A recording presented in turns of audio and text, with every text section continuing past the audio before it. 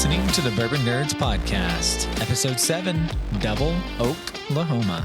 Oh, clever. I get it. Because, you know, Oak in Oak-Lahoma. And you've got two people that are from Oklahoma, so it's double the people. We are from Oklahoma. We are, aren't we? We're double the people from double Oklahoma. Absolutely. Double bubble. Welcome back, everyone. You're listening to the Bourbon Nerds, and we're excited. It's 2025. We are alive and ready to drink some bourbon and talk to you, our two fans we have out there. New year, new us. Yeah. So double Oklahoma, double the fans, double the bourbon. Double people from Oklahoma, and we are back. We are back. All right, we're back with an exciting one. We've got two delicious bourbons that we're sipping on right now.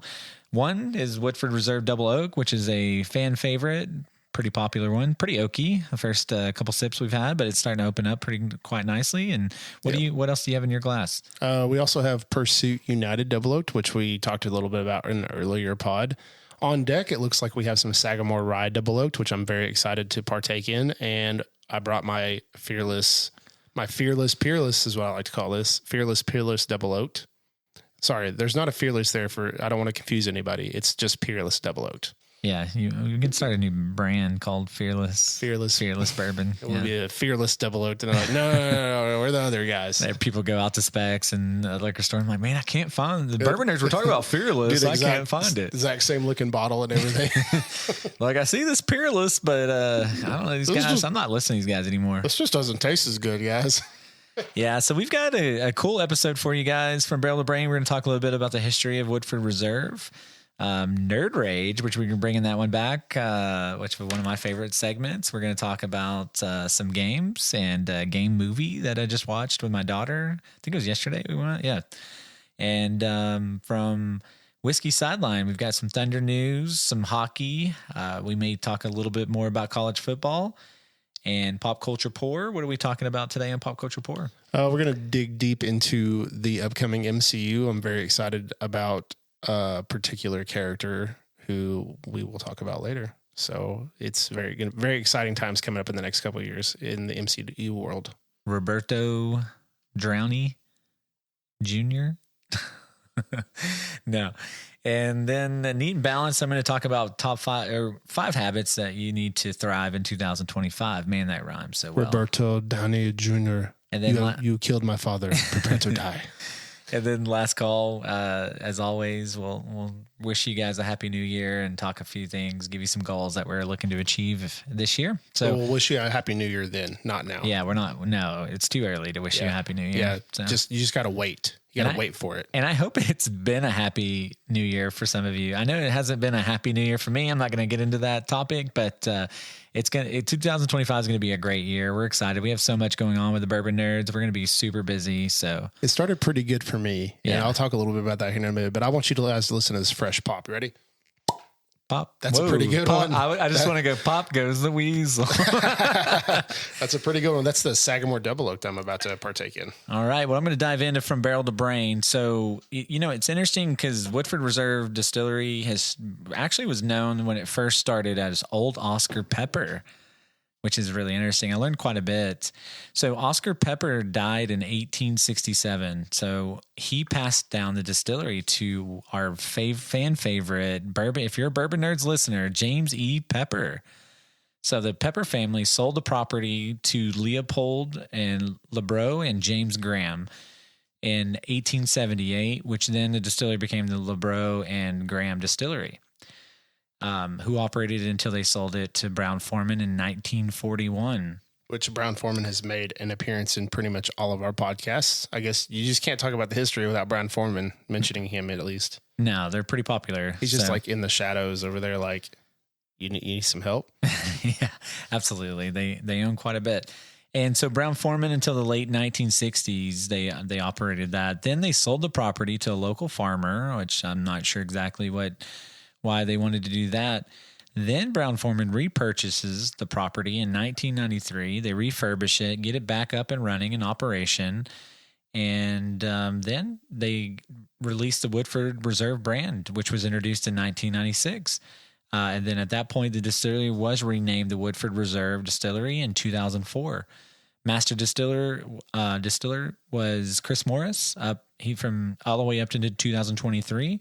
And then now Elizabeth McCall, who's the master distillery, she was the assistant master distiller at that time. So, a lot of history there and pretty interesting. I swear, when you look back, going back, James E. Pepper just touches everything, right? The strip stamp steel we talked about. I mean, making delicious decanter bottles. So I know that a lot of places are getting it back in stock, but it's getting harder and harder to find James E. Pepper. We're getting like the Fantastic Four of like distillery people. Like you got Brown Foreman, you have James E. Pepper, you have Elijah Craig, and who would be the fourth one? I don't know. I'd have to think about that. We'd have to think about who the thing would be. Yeah, that's interesting. It's also be interesting to see whenever you get a new master distiller and they kind of take over to see what changes or if anything changes or if it stays the same. It's just interesting to see some new leadership in there, see what they do. Yeah, I mean, she was the assistant, to be fair. To be fair. So I was going to try to guess. So two things I'm trying not to say is that and absolutely, because I love that I'm going to word. get you. I'm going to get you every time. Yeah, and then start donating to charity every time I say absolutely. But there we go, $5. So yeah, it's really interesting. You've got some fun facts for us to talk about as well. Yeah, I have a few things here. So I have Dr. James Crowe. He was a Scottish chemist. He refined the distilling process and introduced critical techniques still used today, such as sour mash fermentation and charred oak barrel aging. The distillery's rich history and significance in the American whiskey scene earned it a designation as a National Historic Landmark in 2000. So I think that's really cool that it's a national landmark. Woodford Reserve employs a traditional copper pot still process, a method rooted in Scottish whiskey production. This technique involves triple distillation, resulting in a smoother and more refined spirit. The distillery is among the few in the United States to use this method, distinguishing its product from other bourbons that typically use column stills. So if you ever go into a distillery, the pot still it's how they make scotch and stuff. They use that over in Scotland, and very few distilleries do use it. I know Iron Root has one, but it's just this big like kettle looking thing, and it's just a big round on the bottom, and it's got a big long end at the top. Whereas column still is just this long, slender tube with glass or with like glass, and those processes are pretty different in their own, and it causes different tastes. And we can go into those kind of processes at another time whenever we have more information on those. The bourbon is composed of 72% corn, 18% rye, and 10% malted barley. This carefully balanced recipe yields a whiskey that is both rich and spicy with sweet, fruity undertones. Woodford Reserve Distillery practices sustainability through water conservation, waste product recycling, and the use of renewable energy sources. The limestone filtered water used in the bourbon making process originates from the same springs that have sources since the early 19th century. So a lot of cool things there. They do a lot of interesting things. They're big on conservation. They're very historically, dense. There's a lot of things that are really cool about Woodford. I personally am not the biggest Woodford fan, but there are some pretty cool things that they do. Like I love the Woodford Double Oak picks. Yeah, the picks are, man, that someone say whiskey pick that they just recently did tastes like buttery pancakes. And yeah, it's very good. Literally, I'm not exaggerating or making up one of those flavor notes that people want to hear, like for buzzwords and stuff. It literally tastes like butter pancakes.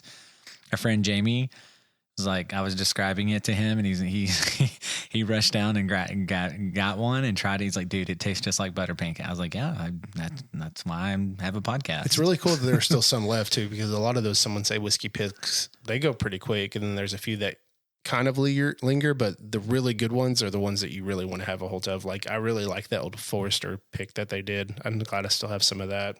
Yeah, and there's a ton of Woodford Reserve fans out there, and Woodford Reserve is it's a smooth bourbon. I don't like putting in an old fashioned, and it just kind of gets lost in there a little bit. I do think it's better than Basil Hayden, and I apologize to all the Basil Hayden fans out there that I hurt their feelings.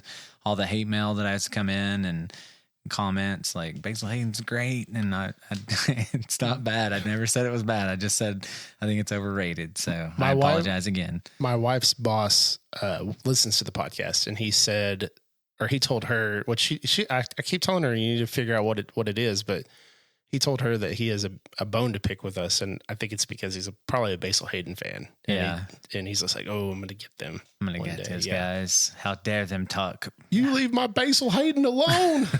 Leave it alone. Absolutely. Oh man, I said it. All right. Anyways, so you did it. I was gonna also talk a little bit about the difference between double oaked and toasted barrel. It's kind of confusing sometimes because there's a lot of similarities and there's the main differences between that. So looking at double oaked, so that involves transferring whiskey to a second new oak barrel for further aging. The second barrel can have a different char level than the first one, often with a heavier toast and light char. That really focus is aimed to add more complex wood flavors and soften the finish. Toasted barrel is where the oak is heated at a lower temperature for a longer duration, creating a milder char, and emphasizing more of the vanilla and caramel notes. We love those vanillas and caramels. Everybody does. And then also sometimes maybe used as a finishing barrel in a double oak process for the toasted piece. So those are really, kind of the two, just kind of explain the two differences between those two. So, and then, we talked about, we're drinking the Woodford Double Oak, which is kind of a cornerstone, I think, in the Double Oak family. It's been crowned for the longest time by a lot of whiskey tubers and, judges and everything. That's one of the best. I will say this, and I'm going on record, so this is recorded, that this Pursuit Double Oak is blowing this Woodford Double Oak out. It's not even close. And I'm not telling you this to go so you go out, or if you, and I trust me, I love Woodford Double Oak. I mean, I don't, so we're drinking them side by side. It's why I highly recommend you do blinds, do side by sides. In 2025, challenge yourself to question, do you really like Basil Hayden, or were you told you like Basil Hayden?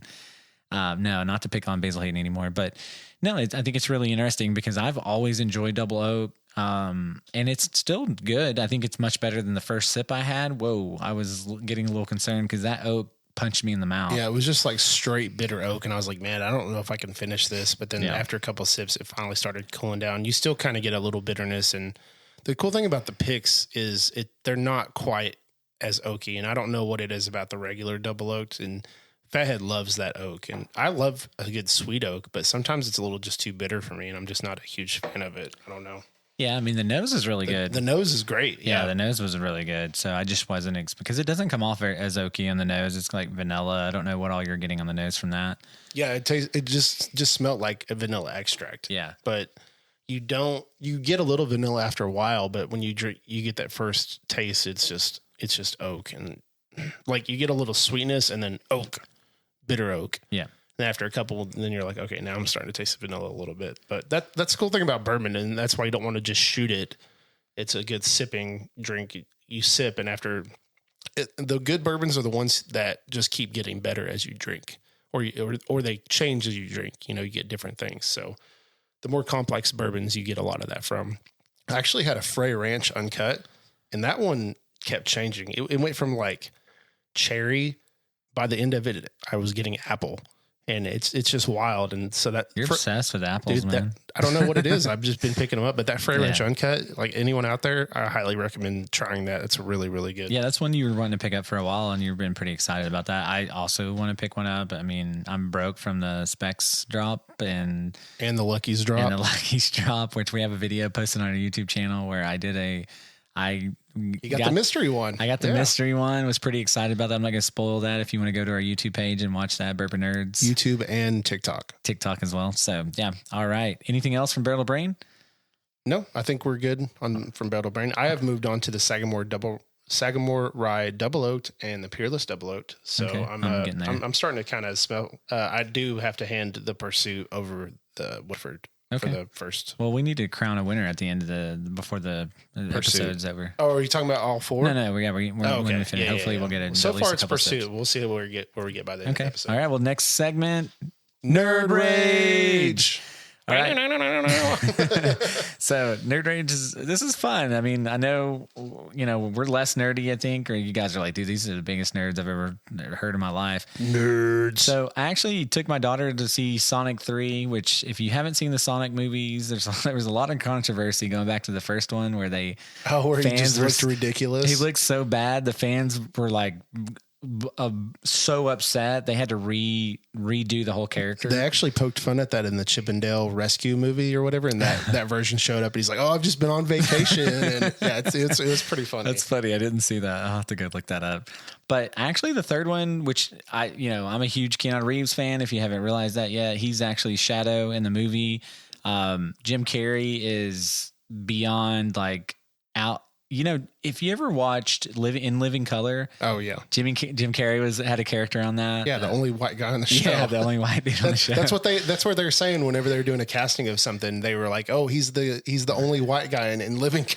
Yeah, so like I know it was a kids movie, but man, there was Living Color's not a kids movie. No, Sonic 3, yeah.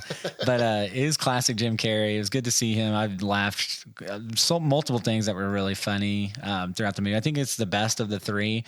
By no means is it going to win an Oscar or a Grammy, but I actually really enjoyed it. My daughter enjoyed it. We had a really good time. So highly recommend you want to take your daughter, child, cousin, family out. So go watch it. Check it out. Shadow, Keanu Reeves, Jim Carrey at his best. Yes, it's corny. What is his name from Parks and Recreation? John Ralphio. He's the voice of Sonic. Oh, is he really? Yeah. I didn't know that. I didn't even realize that. Yeah, so that's pretty cool. And if anything, if you've seen the first couple, like Jim Carrey always has like a dance. And so that's why it's worth watching, is just for the dance. And I will say he hits the sickest running man you'll ever watch in your life. And he's playing two characters. So it's like double running man. And the other thing I'll say is I believe Jim Carrey might have announced that this was his last movie. I mean, we'll see if that's what he does, but he might have retired after this one, so it could be the last possible thing you watch. Taking a retired. So yeah, well, anyways, we're also going to talk about this 2025 is going to be a big year for gaming, man. I feel like every year is a big year, but it just seems like they keep one-upping. I mean, eventually, you're going to have another huge like Elder Scrolls or something that's going to or another Link or Zelda game. Yep, absolutely. You want to? I said it again. You want to talk about a few games that you're excited about? Yeah. So a couple of the games I'm looking for this year. So they have a new Assassin's Creed Shadows, which is Japanese inspired. That looks really cool. I believe the release date on that is Valentine's Day. So that'll be interesting. You want to get your significant other, sweetheart, something? You can buy them that game. Yeah, you can get them the new Assassin's Creed. And if they don't like it, then maybe you should try someone else. A couple other games. I didn't know there was a new Doom, but there's a Doom, The Dark Ages coming out, which I'm very excited for. And they said it's a prequel to Doom 2016, which is an amazing game. So I'm very looking forward to that. That sounds cool. Yeah, I didn't know that until we were doing some research. So that sounds exciting for sure. Doom 3 was one of my all-time favorite games, and Doom 2016 was cool. The game I've been really, really, really anticipating for a long time now is Fable. And it supposedly is supposed to release this year. It was on the release schedule for 2025. There's no official, but I will be playing the crap out of that game when it releases. And then the last one I have is Pokemon Legends ZA or Z through A. I'm not really sure how that's, but any Pokemon game that comes out, I'm always going to be excited for. Those are always really fun. It kind of gets me out of I've just been playing basically college football for like the last half a year. So I need some new variety in my life. Yeah, I need to get better at college football. I got beat at the Spec Shop playing Brian, which I've destroyed him and his son. And we had a tournament and I won it. It was the first time I've lost. So it was heartbreaking to me. I was very frustrated about it. I was playing in Arizona and I just could not get the Wildcat thing going on. So, but yeah, a couple of games that I'm excited about. Obviously, Grand Theft Auto 6 to me is going to be probably the biggest game release of the year. If they don't delay it again. They're not going to delay it. No, I think that they're done delaying it. But I'm really excited about that. It's multiplayer. It's got, I was watching some of the making videos of it. Like the dancers are literally like simulated dancers, like real people doing all those movements and stuff. It's nuts. It's insane. It's really interesting how they make the game. Metal Gear Solid's coming out with a new game called Snake I think Snake Eater. Yeah. So I used to really like the Metal Gear Solid games. Those are some of the, like, I remember we were talking about some of the Resident Evil and some of the hardest games ever. Metal Gear Solid, I remember. Metal Gear Solid had some really hard games. Where you had to like hide in a box and do all that crazy stuff. I mean, it's a tough game. Marvel 1943 is coming out with a Rise of Hydra multiplayer game. It looks pretty interesting for PC, I believe it's coming out for. Something I did not know. I was just looking up different games. That one seems very interesting too. So, yeah, just a couple cool games. We'll talk more about as we get closer to some release and give some reviews if we play them ourselves or here. I know a lot of friends in the gaming community, so shout out to them. And let's go ahead and move on. What do we got on the whiskey sideline this week, Cody? I don't know. You're going to a really awesome game tomorrow. So why don't you talk about that? Once you guys hear this podcast, this game will already be over, but I'm going to go watch the Thunder play the Celtics tomorrow, January the 5th. And Thunder are currently on a 14-game winning streak. We're looking really, really good. I'm very excited about the team this year. Like, I know I have a love-hate relationship with the NBA because I grew up, I played college basketball. It was always a huge part of my life. But the NBA game has just changed a lot, and I just haven't loved the change as much. Like I talked about how those two teams, I think it was the Bulls and the Hornets, combined for 75 missed threes, and that's just ridiculous. That's horrible. But there are some moments where I love the NBA. I love when the Thunder do well because, they're my team. And I love when LeBron James loses, and hopefully he just keeps doing that. I love that as well. I'm a huge Mavs fan. It's been a rough road for the Mavs. Luka's out for a month, maybe longer. Najee Marshall's suspended. He's been one of our best players. Yeah, but you said they play better when Luka's not there. Or didn't they have a better record when Luka isn't playing? It's early. I mean, he's got a lot of injuries. I was saying they played well without him, but it's clearly not coming to fruition. We have a hard schedule too, man. We've been playing Houston. I think we play, I forgot a couple of the games that we're playing. So yeah, it's been a tough road, but I think they'll bounce back, get Luka, get Najee Marshall back from his suspension, punching old Nurkic. Stupid. Just let them fight like once a game, and that's why I love going to hockey games because they can fight. They get like a 5-minute penalty and then they come back out and they can fight again. I think that maybe the NBA should allow a game. Let them, get some stress out. I don't know. Wow, that Sagamore Double Oak. It's really good, but next to this Peerless, it's not quite as good. I love this Peerless is really good. I haven't taken a drink of that yet, but wow, it is good. No, I really like it. The nose, I'm just getting just like almost straight rye. I think I like the Sagamore pick a little better than this, but it is pretty good. Yeah, no, I mean, we're looking at it from Double, and it is a rye, so it is going to have a little different flavor profile. So what else we got on Whiskey Sideline? So let's talk a little bit about, let's talk about some hockey. That's your realm. I love hockey. I know. Do you just look at sports and say you love them? No, I just look at sports and say, who's fighting somebody? That's the one I like. Man, there's been some really good fights this year in hockey too. And, the Stars have finally started winning some games. We're sitting 7th in the conference. We really need to, but we're only a few points, from moving up. And I don't know. We've had some struggles. We lost Tyler Seguin. So hopefully we get him.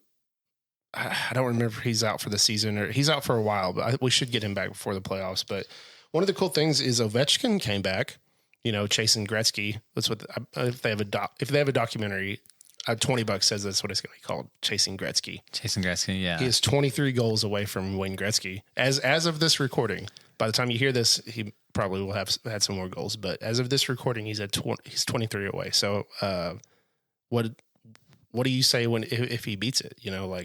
In less games? Yeah, I don't know. Do you start? But Wayne Gretzky won so many. Yeah, I think Ovechkin's won one Stanley Cup. So yeah. So it's hard to say GOAT, but he is obviously one of the greatest players of all time, one of the greatest scorers of all time. So, yeah, it's really interesting. I heard on the radio, too, as well, that, as he gets closer to breaking the record, Gretzky's actually going to be traveling with him, too, as well, which I think is kind of cool. That is really cool. That's awesome. So I thought that was pretty interesting. Man, the puck's going to be worth some money. What if they just they have to take the puck off whenever it happens, right? 100%. No, yeah, you have to, and hopefully they give it to him, and I'm sure. You would. I think you would have to. That's just not like one of those feats. It's not probably not ever going to be broken again for a long time. No, I mean, you're talking about some of the greatest records in sports history. Like, it's kind of, comparing Hank Aaron breaking Babe Ruth's home run record, like things like that, I mean, just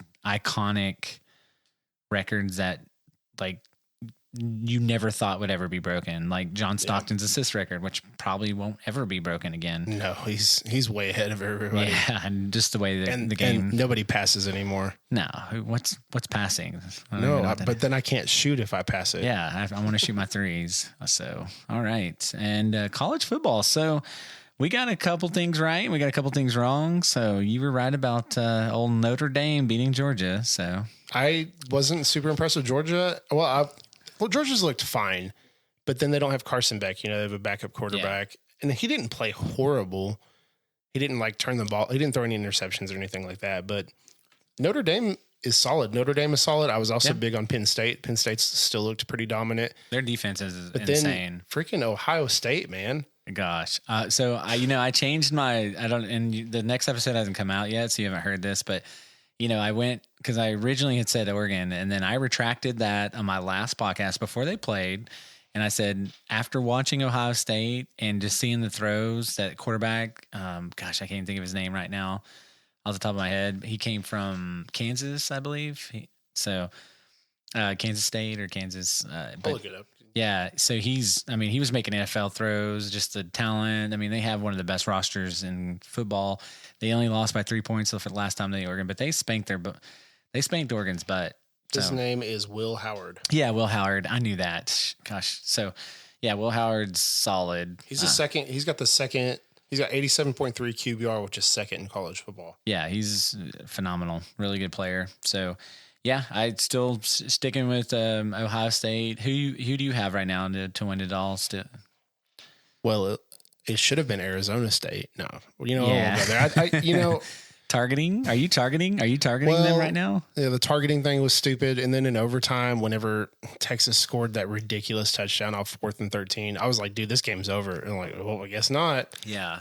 I still really like Penn State. I think Penn State looks really good. Like their offense and their defense is pretty good. So I think that they could. I mean, obviously Ohio State looked really dominant, but Texas keeps finding a way to win. So we'll see.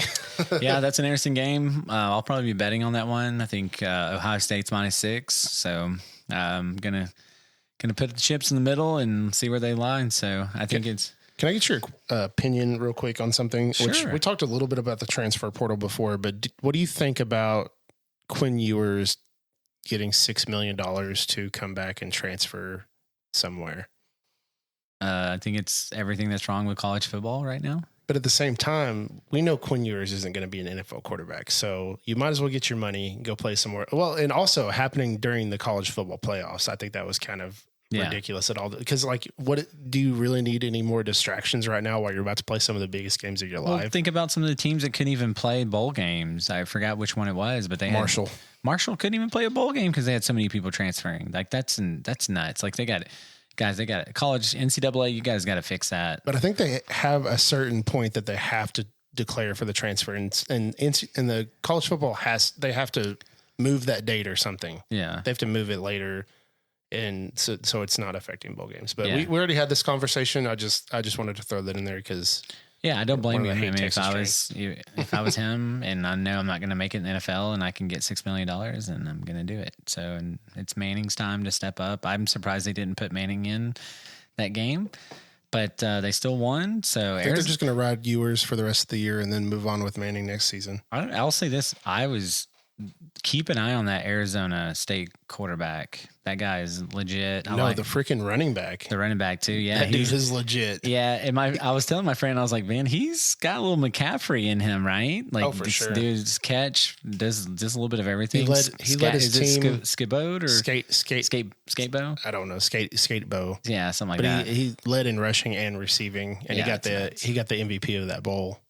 He deserved it. I mean, he was really good. And Texas got real dang lucky to win that game. So, all right. Anything else? Anything else you want to? I mean, other games, the first round is kind of disappointing, but I think they'll continue to make things better. I mean, Alabama got beat by Michigan. So, for all you Alabama haters, I mean, obviously they should not have got in over SMU. So, do you think that the college committee is going to look at this and say, should we really do 12 teams, or maybe we should look and see, hey, were these the teams that really should have gotten the first round buys after this year? I mean, this is the first year of doing this. Do you think they're going to make any changes going forward? Yeah, I do think they're going to make some changes to it. I think they need to fix the transfer portal stuff. I think they've got, some 3 big glaring things they've got to work on. So, and I do believe they'll make some modifications. I think they'll kind of come up with a better algorithm for people that are making the playoffs. Maybe the matchups. I don't know. There's going to need to be some changes because there's way too many blowouts in these first couple of rounds. Agreed. So it's like, do you want to keep doing that? Maybe move it. I thought 8 was a good number. Like, do we really have to give people buys? I don't know. Yeah. Well, yeah, I mean, that's a good argument too as well. I mean, can we get 12 teams that are, but I think as you see the NIL and all this other stuff, some of these teams are going to continue to get better. They're going to continue to get better at recruiting. There's more an even playing field. I mean, it's been big conference, big team. It's been 1 week since you looked at me. Bare naked ladies. Yeah. Like, look how impressive I am getting that. Sorry. I just couldn't that's okay. help myself. So, are you getting a maple flavor off of which one? The Peerless. One of them is giving me a big maple flavor, but yeah, I get like a syrupy kind of flavor, and it's squirrel. It's kind of thick. Yeah, thick for boy. Sure. It's really thick. Very viscous. It is very good. Coats the palate. So that'll conclude Whiskey Sideline. So I hope you enjoyed that. We're going to move on to Pop Culture Pour. We got quite a bit, a spicy one to talk about. So where do we want to start? Do we just want to jump right in? Yeah, let's just jump right in. So first I want to ask you, okay, so we're going to talk about the MCU. We're going to talk about Robert Downey Jr. playing Dr. Doom. Can you guess how much they're paying Robert Downey Jr. to play Dr. Doom in Doomsday and Secret Wars? $1 trillion. It's pretty close. I have no idea. So they're paying him $80 million. So Okay. $40 million per movie. Do you know how much they're going to pay the Russo brothers to direct both those movies? $40 million? $80 million, 40 for each movie. So each movie, that's already $80 million on the budget. That's a lot of budget. And then and then you're bringing back basically every Marvel character. Like they've already said Chris Evans, they've said Haley Atwell's coming back as Peggy Carter, all the Fantastic Four, all the Thunderbolts. Like it's going to be insane. They're going to run out of money. Yeah. They better be good movies. But I'm really excited for it. Dr. Doom's one of my all-time favorite characters. Actually, my next tattoo is going to be a Dr. Doom and Darth Vader side by side because I think they're very similar characters. Yeah, I think that's going to be a cool two tattoo. of my favorite characters of all time. Villains, yeah. You just need to add Magneto in there, and we're besties again. Well, who would be the fourth one to make like a Mount Rushmore? Venom. Nah, Venom's not. No, really. we're talking about all-time villains though. Like it doesn't have to be MCU because you have Darth Vader, you have Dr. Doom, you said Magneto. Yeah, Magneto, of course. He's like probably my favorite villain of all time. I mean, I guess you could make an argument for like Lex Luthor or if you want DC in there. That's a good thought. Like I don't know why I thought of Mount Rushmore. The Green Goblin. I don't know. So we have some upcoming MCU. You have the dates, right? So we have Captain America Brave New World coming out February 14th, correct? Yeah, that is correct. So how are you feeling about Captain America Brave New World? Have you seen the trailer for it? Yeah, I've seen the trailer for it. I've watched it a couple times. I'm excited to see.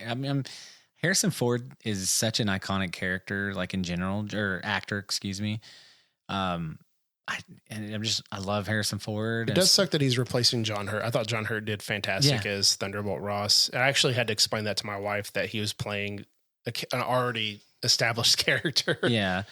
So it'll be interesting to see what I find interesting. And I don't think I've talked about this on the podcast. I think I may have mentioned it to you is that, Captain America is having to fight the Red Hulk by himself without Super Soldier Serum. Yeah, without Super Soldier Serum. I mean, if you look at all the major villains that have been in the MCU, no one's had to fight a major villain by themselves.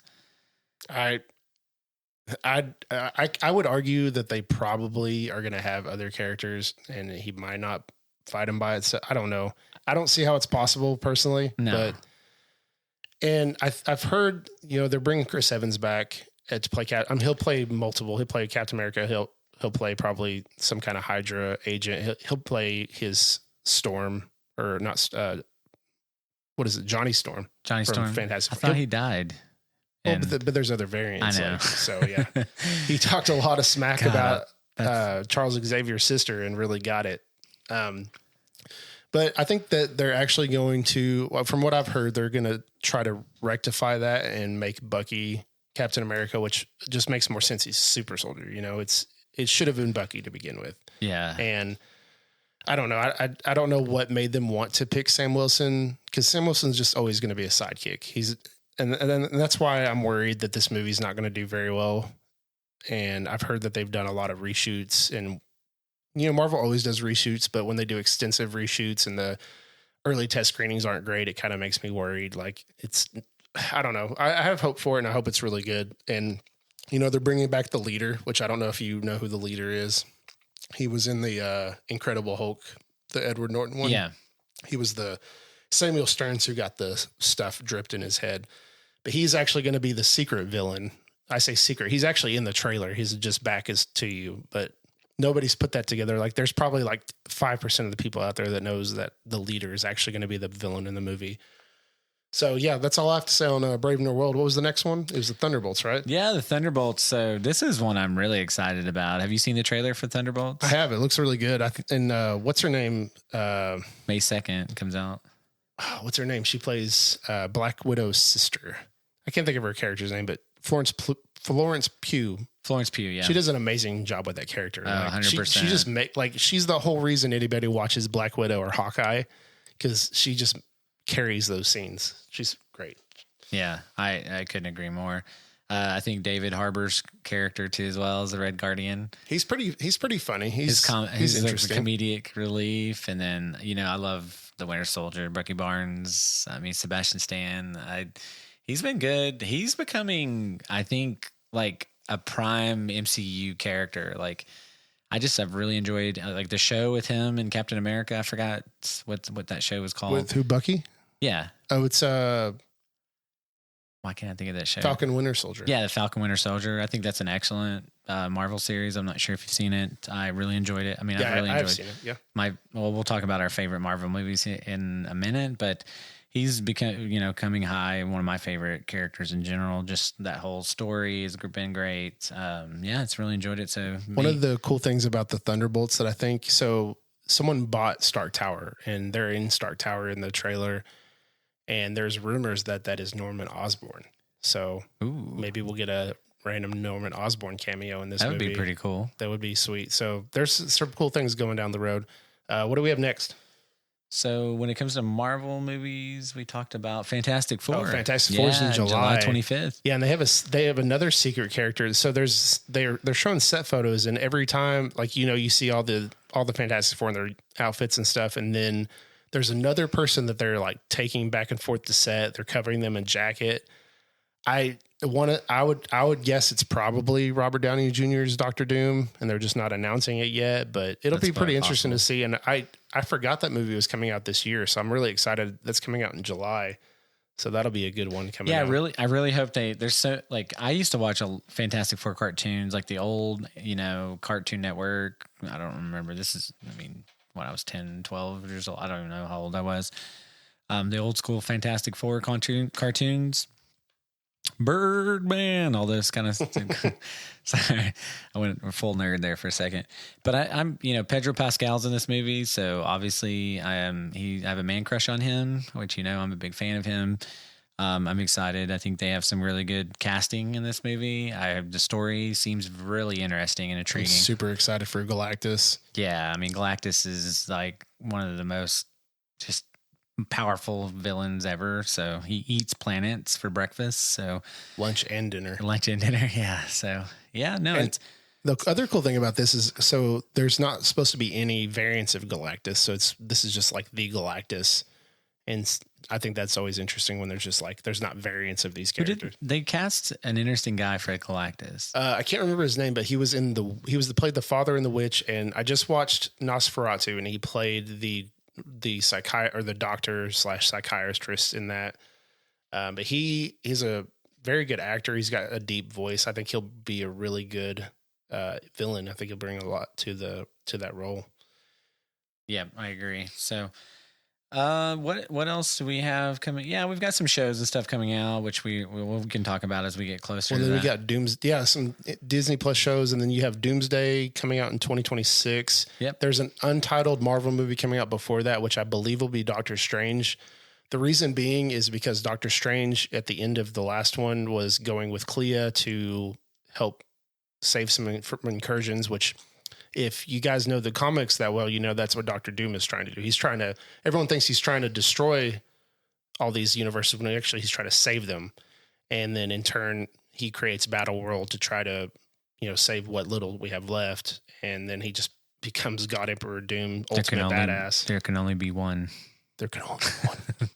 There's also there's casting that Elizabeth Olsen is supposed to show up in Doomsday. I heard that. And she could be on Team Doom, just thinking because that he's trying to save these universes. And then because in the comics, they actually, date and stuff. And then I hope that they do a cool redemption arc for her because, the last time we saw her, she was a villain and she literally murdered everyone. Yeah. It was nuts. And that goes to show and if you know a little bit about comics and, do some research, I mean, she's one of the most powerful beings in the Marvel universe. So, oh, for sure, she could have beat Thanos if he wouldn't have started raining down on her.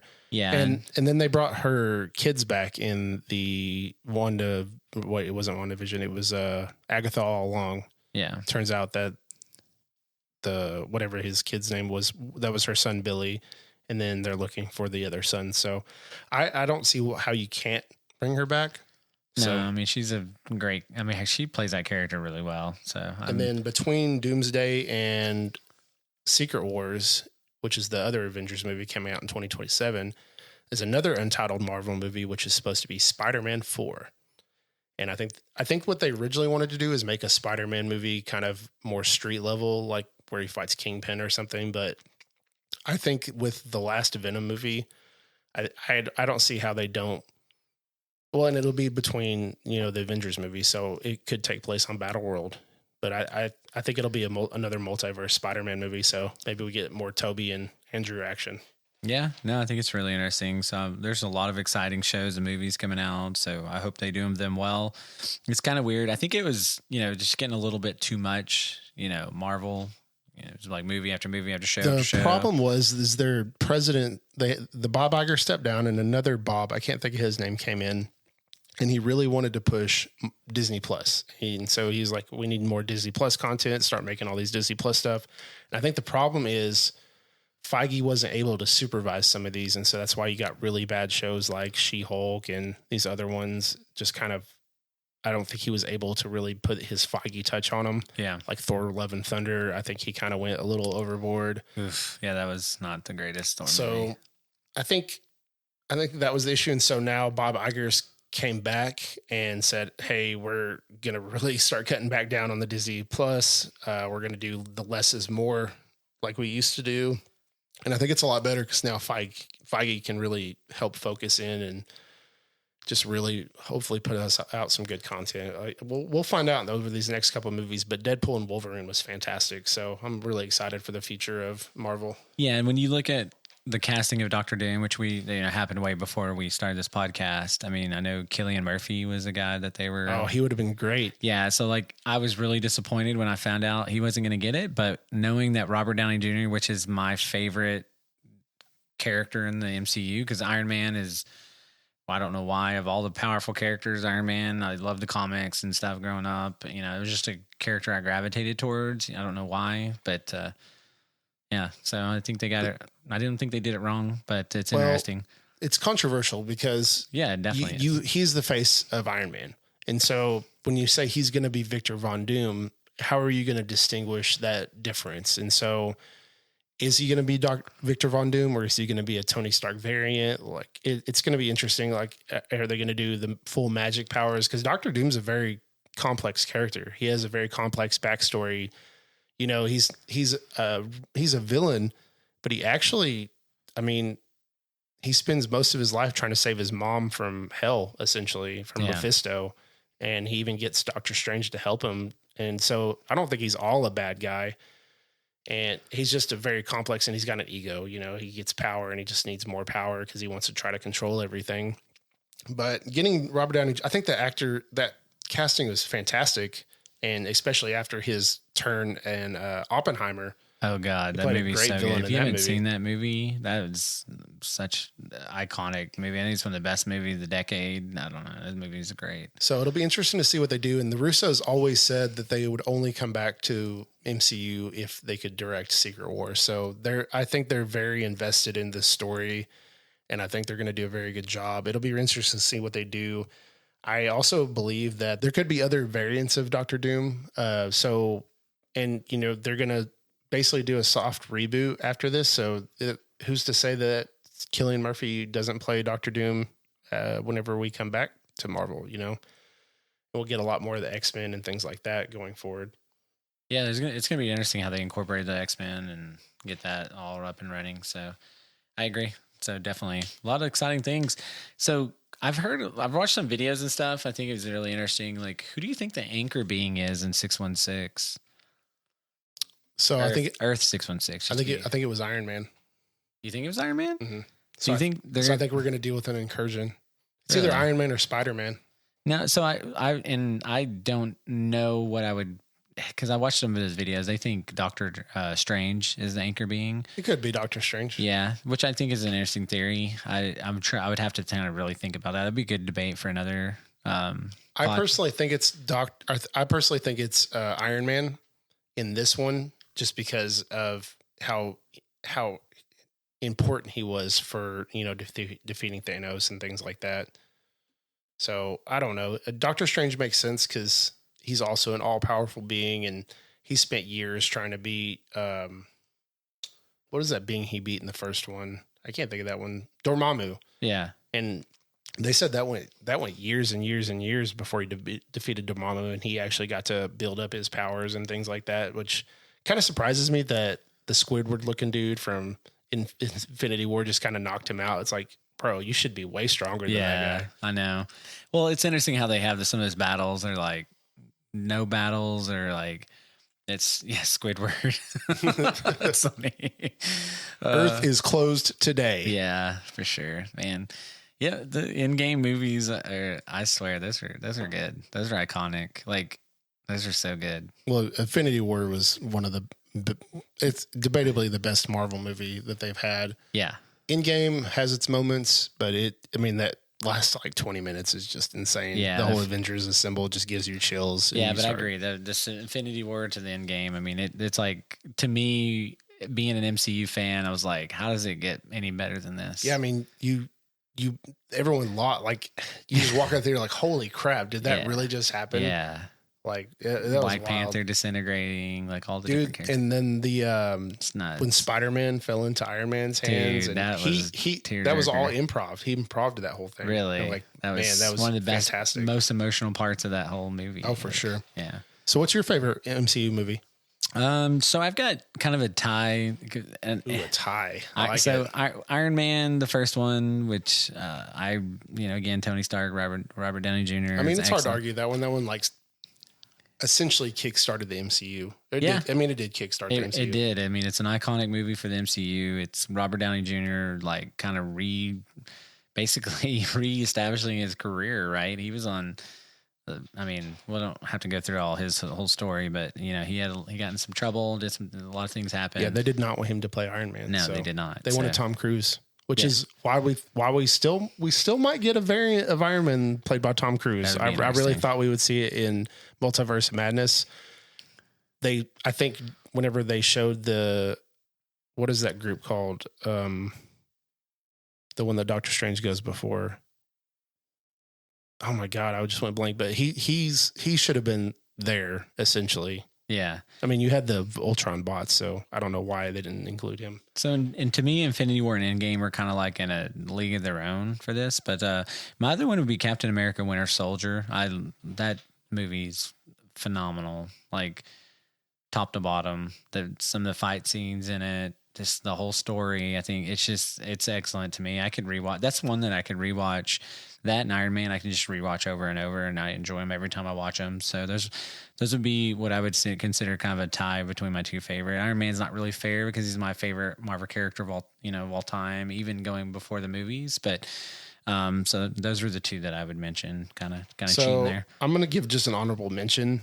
I don't have a tie. Mine's pretty obvious. So I thought Spider-Man No Way Home was just like.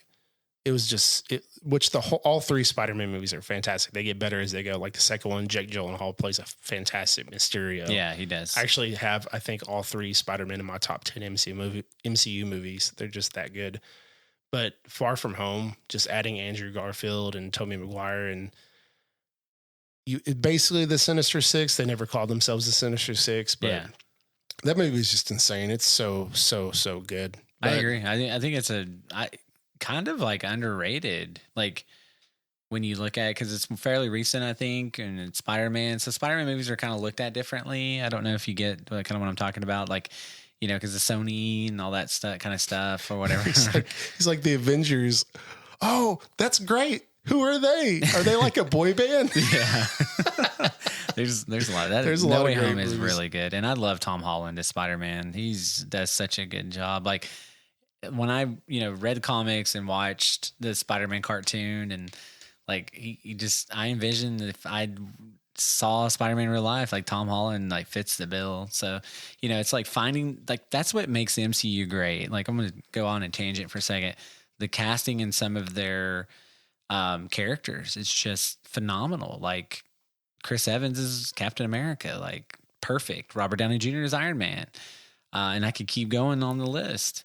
Tom Hiddleston is Loki. Oh yeah, Tom Hiddleston's phenomenal. Like Thor. I mean, just all those characters. Hiddleston actually auditioned for Thor. There's an audition tape and he just looks ridiculous. I'm like, he's definitely Loki. No, he's Loki for sure. And I'm excited to see how, because he became the whatever Green Master.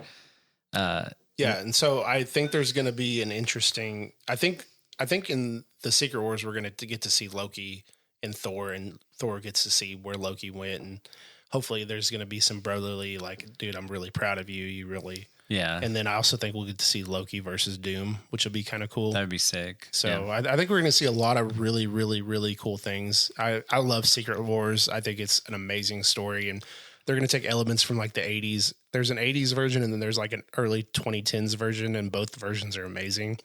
And I think they're going to pick and they bought rights for both of them, so they're going to intermingle different rights. So I think that'll be really cool. Real quick, going to my favorite, Thor Ragnarok. I think it's the most comic book movie that MCU's done. Like, it's very colorful. It's funny, but in the right way, right amount. He kind of overdoes it in Thor: Love and Thunder, which I still really like. Love and Thunder. I think, man, Gore the God Butcher was great, and Christian Bale was great, but they kind of overshadowed it with the whole Jane Foster female Thor thing, and which is fine, but I just don't think those stories intermingled. And then Zeus with like the orgies and stuff, like, why? Yeah, they put so many odd things in that movie. I agree, like they ruined. To me, I don't think it was a good movie. I'm just going to be very blunt. Gore was so good. Christian Bale as Gore it's perfect. That's perfect casting. Like one of the best villains in the MCU, level. And he's over everything is just so goofy around him. Yeah, it's just hard to focus. And the freaking screaming goats, oh my god, that was funny though. I really enjoyed the screaming. They run into the damn planet, and he's like, oh, we're here. I don't know, something about screaming goats I find hilarious. Like there's a ton of there's some commercials that have screaming goats in it. There's some memes. I don't know, screaming goats are really funny. That did not upset me. So there was a lot we could talk about and review. We need to with some of these newer movies, we need to actually do some official reviews and give our. What would you give Deadpool and Wolverine if you had to give it a rating? What's our scale here? 1 to 10? Yeah, 1 to 10. It doesn't have to be exactly if you wanted to give it like an 8.2 or something. I'd give it an 8. 8. Yeah, I think it's solid 8. I really enjoyed it. I had 8.2 in my head. And the reason it's not higher is because I think Cassandra Nova is kind of a lame villain. Like, she's fine, but I think there could have been a little bit more with the X-Men characters, but it was great. Deadpool was great. Wolverine was great. Yeah, it was great seeing Channing Tatum is Gambit finally, and they kept poking fun at. I'm gonna make a name for myself today. Yeah, it kept poking fun at how it was supposed to be a thing already. It really wasn't. So. Yeah, no, I mean it's good. I rewatched it a couple months ago or a month ago. I don't remember. But real quick on Thor Ragnarok, I love that movie. It's my favorite MCU movie to date. Like that's like a solid 9.6 on an MCU scale. It's like a 9.8, almost 10, basically a 10 because that's for me the top. Okay, so having basically doing like the World War Hulk or Planet Hulk or whatever storyline intermingling with it because, their whole thing with Universal, they can't do a Hulk movie, but that was really cool. The Grandmaster was really funny. The always funny Jeff Goldblum. Jeff Goldblum is amazing. Dude, Kate Blanchett as Hela was insane. That was amazing casting. That's one of the best villains that Marvel's had in a long time. Agreed. So, she did so well. Marvel's had some villain issues, but man, they really nailed it with Hela. And Hulk, I mean, is great in that. Yeah. I mean, he plays Mark Ruffalo. Mark Ruffalo. Ruffalo, yeah. Not Mark Buffalo. Buffalo Tracer. I was making sure I was saying that correctly, but yeah, I mean, he's great. When he jumps out of the plane, he lands on there. The dog's just like nudging him. Yeah, the wolf, and he's like, "What? Getting angry is my super." What? I don't even know. No, he's like, or she's like, "Do I know you?" And he's like, I don't remember, man. Yeah. It's been a minute. I actually watched that movie not long ago. I actually went through and rewatched all the MCU movies, which Spider-Man No Way Home isn't on Disney Plus, and it's really annoying. That is annoying.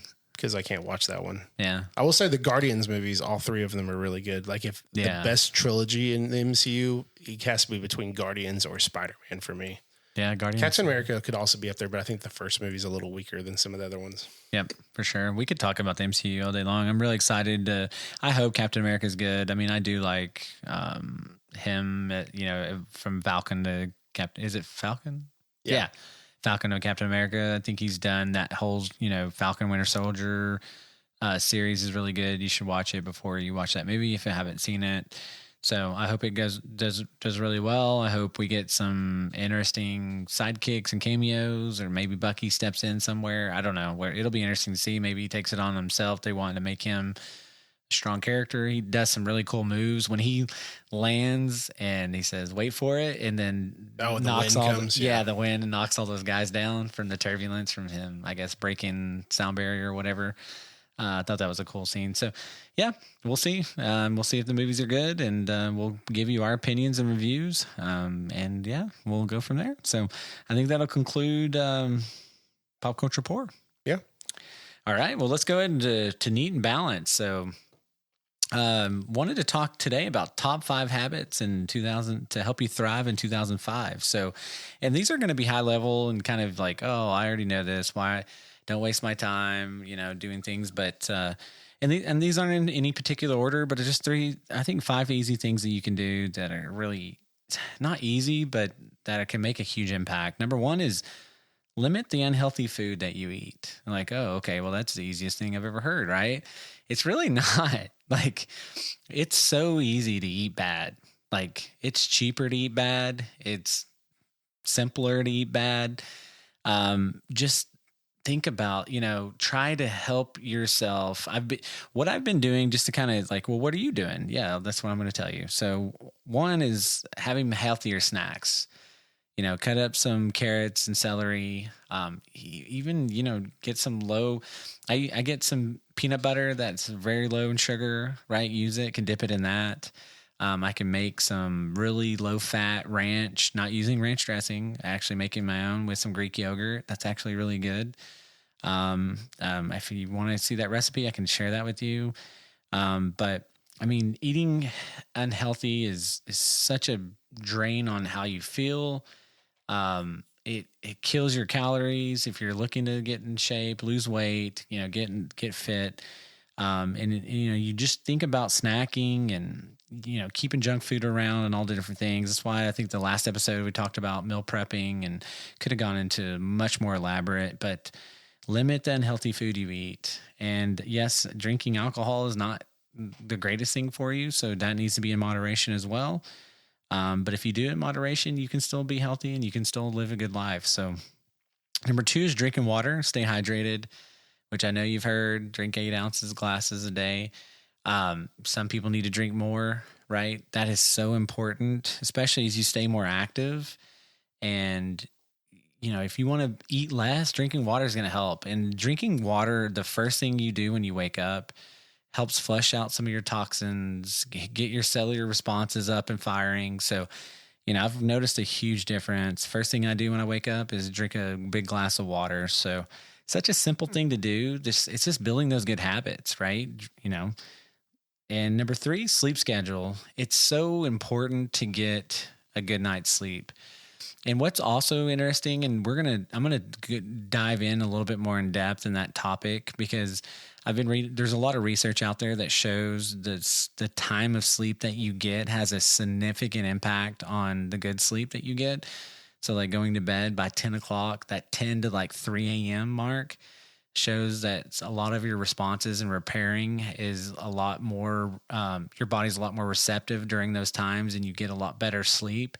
So it's a different quality, even though some people work, different shifts and all that. So I know that can be very difficult for you. But sleep is so important.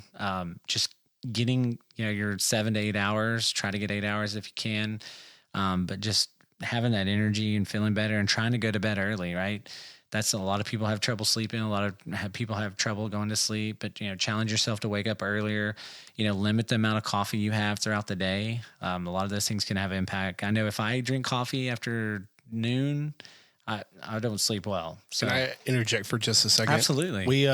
We went today. So Danielle's she wants to bulk. She says she wants to be She-Hulk. So we went to this nutrition place in Sherman, and we ended up getting a protein powder, and I can't remember the other thing that we got. Creatine. Yeah. Like, and look like Donnie Darko. Yeah, dude, it was really cool. I'll have to look it up and show you later. Yeah, well, I'm interested to see what all it has in it. But that place is awesome. They have acai bowls, they have shakes, they have teas, they have protein coffee. And so I had a protein coffee today, and they make it with the vanilla Fairlife, and it was awesome. I'm like, dude, I could drink this coffee every day. And it was like $6. Oh, wow. And I'm like, man, I don't know, maybe the nutrition place here in town does something like that. They might have a protein coffee here. I'll have to go check that out. But that's interesting. We should look at starting one if they don't. Yeah, I mean, protein coffee is great. Like, and that's probably just significantly better for you than, just your Starbucks coffee, I'm sure. But I don't know. I don't know the science behind that. Yeah, no, I'm interested to see. I'd have to see what all is in it and stuff. That's really interesting. So get, sleep schedule, be consistent, build those good habits. I know it can be tough, especially if you want to be active or social, traveling for work, all those types of things, but challenge yourself to get as much sleep and get the better sleep you can. 8 hours is ideal. So, and then we'll talk more. I want to do a whole, neat and balanced about sleep and the different hours and the impact and the studies that show. And I think it's really interesting and stuff that I'm learning and doing some research on right now. Number 4 is be more active. So a lot of people think they have to go run a marathon or go work out for 2 hours to stay. You don't have to do that. You can go out for a walk in your neighborhood, after you wake up. I've been challenging myself to work out more, run fasted. I've gotten some killer workouts towards the end of the year in a fasted state. So you don't have to do that fasted, but if you do, it's something you definitely need to work up towards. But reduce sitting, reduce your screen time. And if you want to use your phone and play games or do whatever you're doing on your phone, do it on a treadmill, do it while you're walking at the park or in your neighborhood. I mean, just try to challenge yourself to stay, I work from home. I'm on a computer all the time. So I've got to, challenge myself. I've got a standing desk now. I'm constantly walking while I'm on, a call and doing different things, trying to just challenge myself to stay active. You can get a smartwatch or a Fitbit or something like that. That'll help track your activity as well. What I love about my Fitbit is that it tells me to get up every so often if I'm sitting too long. So I think all those types of things are really important. And number 5, which we could talk about for quite a while, is, have a plan, like whether it's a workout routine, when you go to the gym, that time's valuable. and challenge yourself. But you really need to have a plan. What is your workout going to do? How many sets are you going to do? You don't have to go to kill yourself in the gym, but if you're doing sets and working out and, you're not working out to failure, I think you're really losing out on gains and really maximizing. A lot of people just go to the gym mindlessly and just, I'm going to get on the treadmill and I'm going to lift some weights, but have no clue really what they're doing or have no routine. So I highly recommend. There's a lot of workouts you can find on YouTube, TikTok. And again, everyone, before you take any advice, I say you should always consult your doctor. If you're healthy enough to work out, all those types of things, right? I'm not a health professional. I want to be very clear about that, but I do a lot of research. I do read a lot of medical reviews and journals. And I do these things myself. So, again, everybody's body's different. So, this isn't in the top 5 habits, but listen to your body. And that doesn't mean give you an excuse because you're tired and you don't want to go work out, but be aware of your body and things. I've noticed my shoulders have been a little bit more painful. I've had some inflammation and stuff. So I've changed some things up in my workout plan and things that have really made a huge difference and actually allowed me to excel and I added, which I talked about, my top 5 supplements, fish oil, making sure I'm getting my omega-3 fatty acids. It's really helped out with my inflammation in my shoulders. So along with my workout plan. So have a plan. It's hard in our busy days. Some of us have kids, some of us have jobs, some of us have multiple things going on. So have a plan in how you're going to work out, what you're going to do in that, and maximize your time in there. So those would be my top 5 habits. I hope you take those serious. I hope you learn more, want to hear more things like that. And hope our goals, my goal this year is to get in the best shape of my life by May 29th. So I do. I just want to add that I've been starting to do some meal prep stuff where I'm making some meals for me and Danielle throughout the week that are high protein. And today I decided to venture. So I went to a couple nutrition places and they would have these little protein balls, like little cookie balls. Yep. And so I was like, man, those look super easy to make. So I went home and I made it. It's just like rolled oats, peanut butter, dark chocolate chips, protein powder, and a little bit of maple syrup for sweetening. And it turned out really good. So I might make some more of that just to have some little protein, snacks. And I think that actually will help with like my sweet tooth a lot because I do have a sweet tooth. And I've noticed since I started eating yogurt and stuff like that I don't crave sweets as much. So I think that helps a lot. Yeah. And I don't know why, honestly. It's kind of like building consistency and habits, what we're talking about. I haven't had my green tea in the last couple of days and I've noticed a difference. Yeah, I ran out, so I need to get some more too. I got to go run by Walmart. I need to get some little bowls. The bowls I have for my meal prep aren't going to work for what we're doing. Yeah, it's insane how much that green tea really does help with your gut health and just, I don't know, all the different things and benefits that we've talked about before. So, all right. Well, I hope you enjoyed Neat and Balanced. I think that we talked about quite a bit of great things and I think can just be simple to do, but also just sometimes we forget, sometimes we get busy. So challenge yourself to hold yourself accountable and do more and be active, drink your water, get better sleep, limit the unhealthy food you're drinking. I got on to my fiance and daughter. They went and got McDonald's.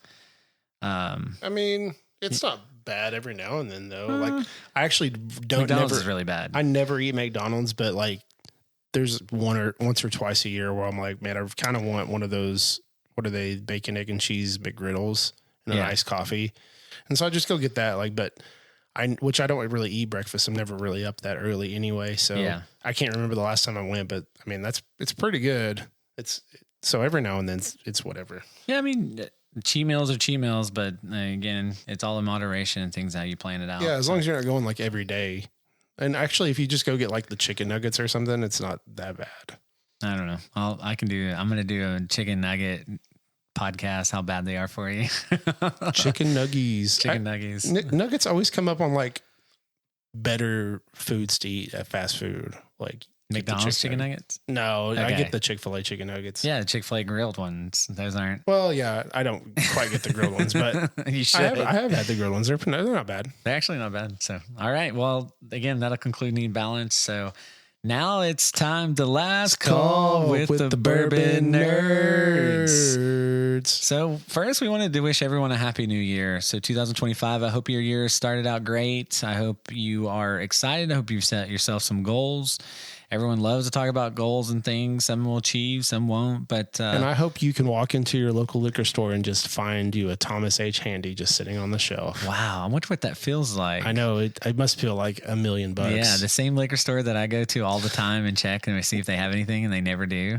Like fun story. So I dropped my dog off at the groomers to get her. She gets a haircut and nails trimmed and stuff every 10 weeks or so. And I just wanted to go around. I went to Specs to buy the Frey Ranch Uncut because I was like, that's going to be the first bottle I buy this year. I go around to Apollo. I see some cool stuff at Apollo, and I'm just like, I'm gonna save my money. I randomly decide to stop by the discount liquor. I'm like, well, I got to go pick up my dog. I'll stop by there real quick and see. I walk in, I look at the shelves. I talk to the lady. I'm like, hey, you guys had any allocations lately? She's like, oh yeah, I got some Blanton's Eagle Rare and Caribou Crossing in the back. I'm like, oh, cool. So I go to follow her and I just look, and staring me at the freaking face is a Thomas H. Handy. I go, there's no freaking way that this bottle is sitting here right now. Yeah, that's nuts. And I was like, oh, never. No, I was like, don't worry about that other stuff. I'm good with this one right here. And I'm still in disbelief that happened. Of course, I immediately traded it because I can't control myself from doing that kind of stuff. But it did give me another Russell's Reserve 15, which I'm very excited about. Yeah, I'm actually happy that we have, because I have Thomas Handy and I have one open and we've already drank some of it. And so if you get an inkling for Thomas Handy, we'll just drink mine. But for sure. Yeah, I mean, I think that just goes back to good karma, right? You traded me that Handy that you won. You know, I'm a big rye fan, so I think that's good karma. I mean, if I come across another one, I think it's fate. Just tell me, like, yeah, bro, you need to keep Stop this getting bottle. rid of me. Yeah, Thomas Handy would not appreciate that. So, no, I think it's a really cool story. I'm really happy for you. Sometimes you get lucky. I've seen a lot of people posting, oh man, I've got these unicorn bottle. I haven't got that lucky lately. I've got some great bottles, right? We did the Specs drop and all that stuff that we worked hard for. I've got, I got an H. Taylor straight rye, which so excited to get that. Yeah, I've heard that's really good. Actually, a lot of people prefer that to the barrel proof rye. They say the barrel proof rye is pretty disappointing. Yeah. Which this is batch one. Maybe the next future batches will be better. Yeah. And I don't know. Regular barrel proof is phenomenal. So it's in my top 5 favorite bourbons of all time.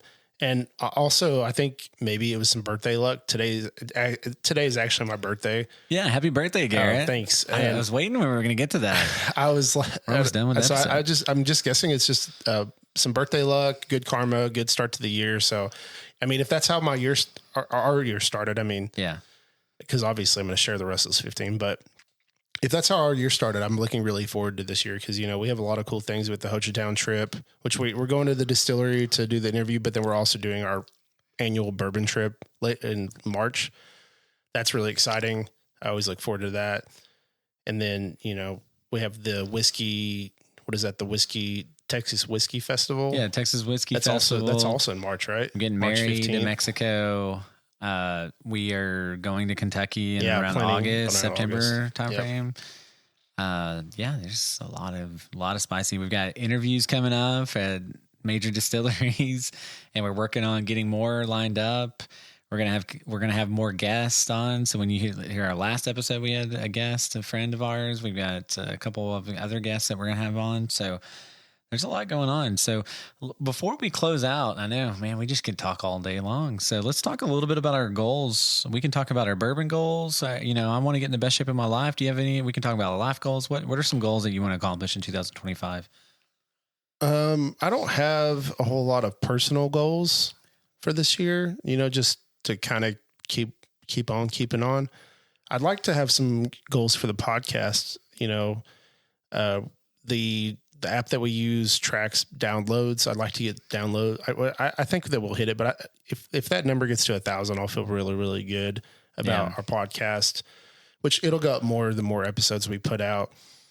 I want to get merch going. I want to get some videos, which we've already gotten a couple of videos, but I want to get some legit, videos going. Videos, we need to get and stuff. Yeah, we need to get that going. Yeah, we want our channel to be like the Bourbon Junkies and SLB, like those guys. Like we want to do, like I think, and we'll transition to a period where we start recording our podcast. So you'll get to see us. We want to connect with our audience. We just don't want the ugly ass wallpaper in the background. No, not what we're recording now in my house. So. I think if we recorded in Tony's office, that'd be really cool. We would just have to have more access to that. Yeah. 'Cause I think we could set up in there and do. I think that would be a cool background for that. Yeah, it's something we could, definitely set up. I mean, he's got some amazing bottles as well. So, what else you got? Anything else? Any other goals you got? No, I'm good. Those are what I have. I look forward to this year. Like I said, the start of the year always starts around my birthday, so it kind of kicks off the year for that.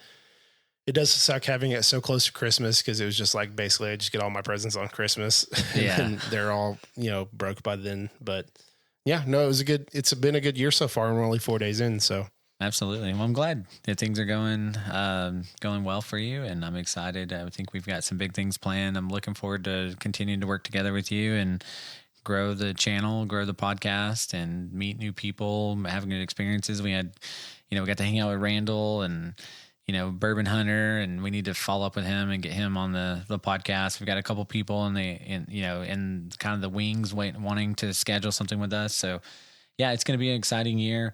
I think too, for me, for some bourbon goals, like I want to continue to like William Llewellyn is my dream bottle. I want to try to mark that off my list. Eagle Rare 17. I'd like to try to, those are very expensive bottles.